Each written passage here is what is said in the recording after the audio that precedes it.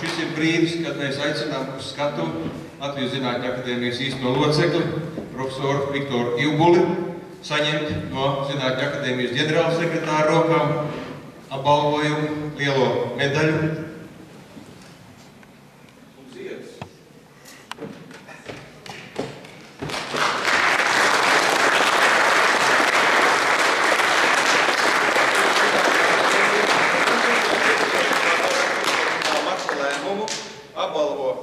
Zinātņu akadēmijas īsteno locekli Viktoru Ivbuli par izcilu devumu indoloģijā. Latvijas Zinātņu akadēmijas prezidents Ojārs Spārīts un senāta priekšsēdētājs Jānis Stradiņš. Apsveicam!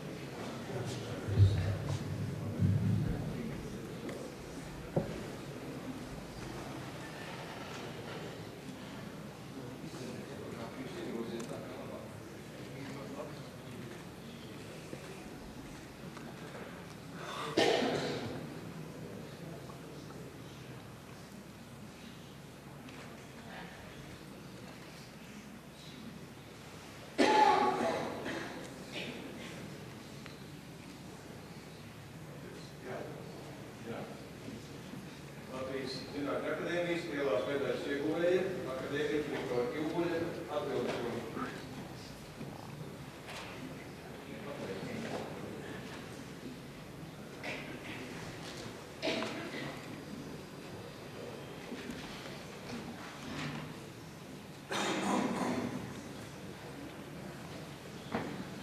Godātais akadēmijas prezidents, godātais senāta priekšsēdētājs, godātie klātesošie kolēģi,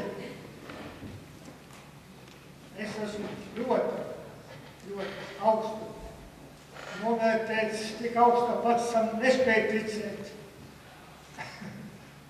Ka vienīgais mans attaisnojums šim apbalvojumam tas, ka es tiešām ārkārtīgi daudz strādāju.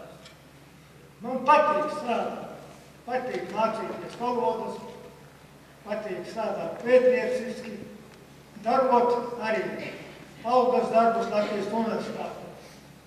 Darot vienu katedru, pēc tam otru. Un tikai nedaudzi gadi bijuši tādi, kad es bijis profesionāls pētnieks. Pēdējie 6-7 gadi pateicoties Latvijas universitātē un vēl aspirantūra doktorātu. Kaut kā dzīve mani ievirzījusi tādā veidā, ka es esmu bijis būtībā lielā mērā vientuļš pētnieks. Ja universitātē rakstot diplomdarbu, pie manis atnāca jau daudz agrāk vidusskolā. Tie gadi, ko es pavadīju citur, arī nebija vēl zaudēti, ne šajā specialitātē. Pie manis atnāca Rabindranath Tagore. Varbūt vecākās paaudzes cilvēki zina, cik tas bija ļoti pazīstams un mīļots dzejnieks Latvijā. Jau diplomos par viņu, un tā tas aizgāja pamazām. Bet viņš ir vesela Indija. Tik daudz priekšā viss, ka bija jābūt kaut kas cits. Un tā pamazām mana darbība izvērsās uz Indiju. Pēc tam pārsviedās uz daudz ko citu, jo man nav miera.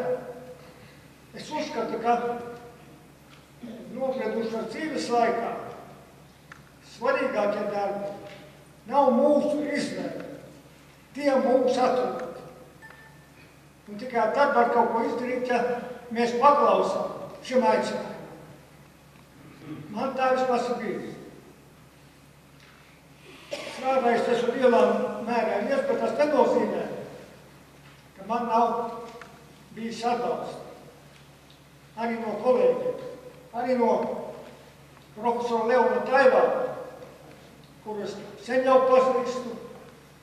Esmu viņam pateicīgs par izdarbību, par palīdzību, par tās gadījumus, kad iznāca mana grāmata, ko savā laikā daudzi bija lasījuši. Saucās Indijas ceļos. To šeit neizdeva. Neizdevu visu. Centos godīgi uzrakstīt. Bija laikam pārāk godīgi uzrakstīts, un paldies Dievam, izdevniecība vērstās pie profesora Taivāna, kurš strādāja Maskavā, Austrumu pētniecības institūtā par zinātnisko sekretāru. Viņš uzrakstīja atsauksmi, grāmata aizgāja. Arī tādi gadījumi bijuši. Vispār tajā laikā Maskavas atsaucību varēja vieglāk dabūt. Un drošāk viņi bija nekā pie mums. Tur droši vien daudzi izbaudījuši.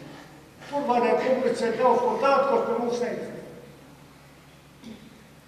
Izdodot pēdējo grāmatu, man jāpateicas kolēģiem, protams, recenzētiem, Leonam Taivānam, Sigmai Ankravai, Ilzai Rozai, Janinai Kursītiem.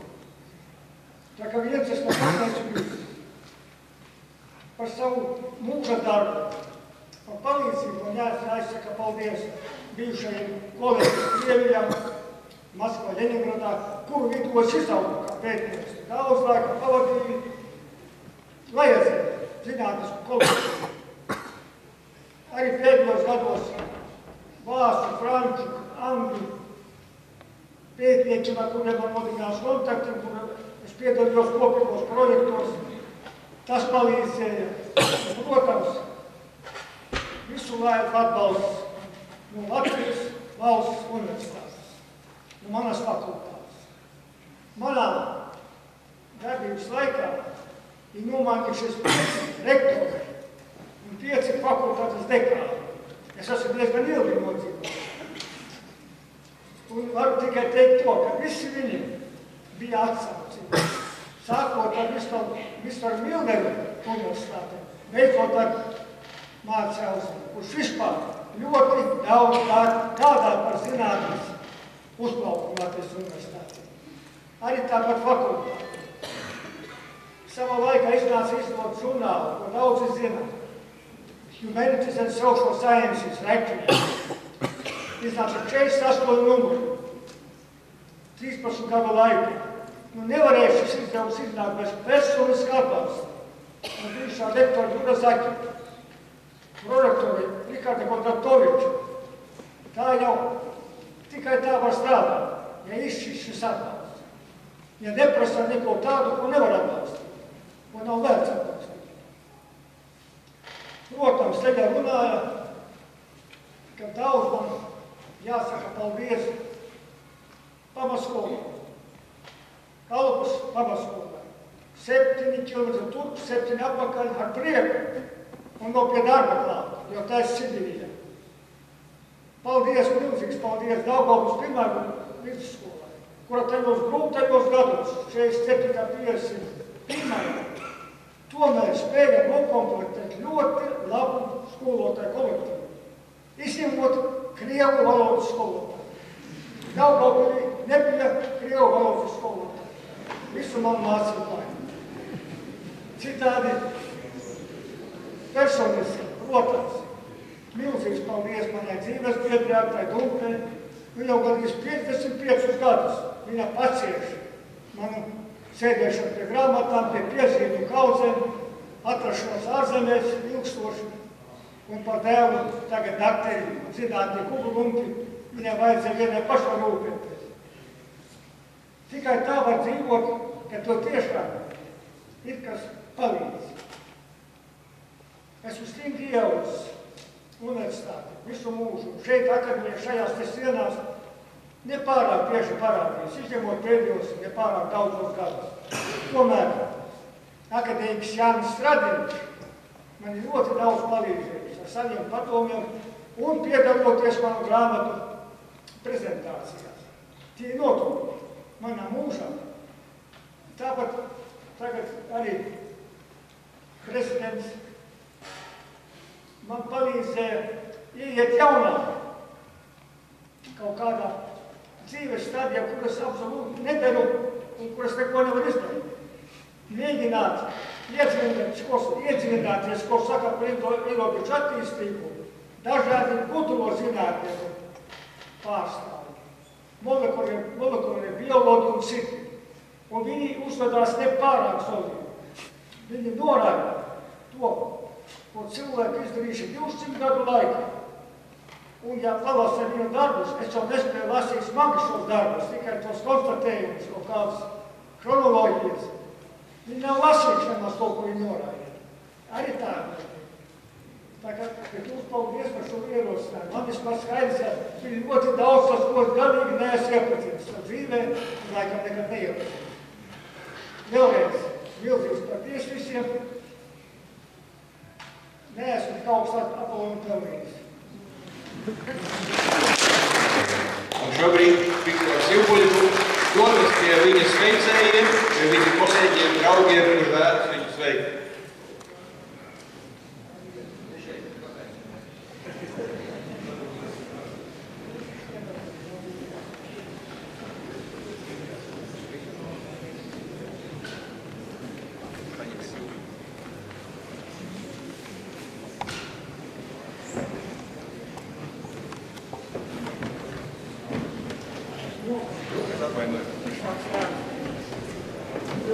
Ķeriet.